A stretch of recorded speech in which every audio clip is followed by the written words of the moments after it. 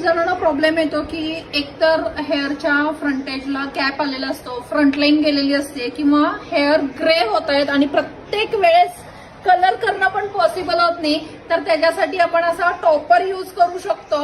या पद्धतीचा clip ऑनचा topper येतो आणि नॅचरल असतो. तर तुम्ही बघू शकताय लगेच ऑन दी स्पॉट किती डिफरन्सेस दिसणार आहेत त्यांच्या फेसमध्ये. आणि हा इझी मध्ये तुम्ही यूज करू शकताय.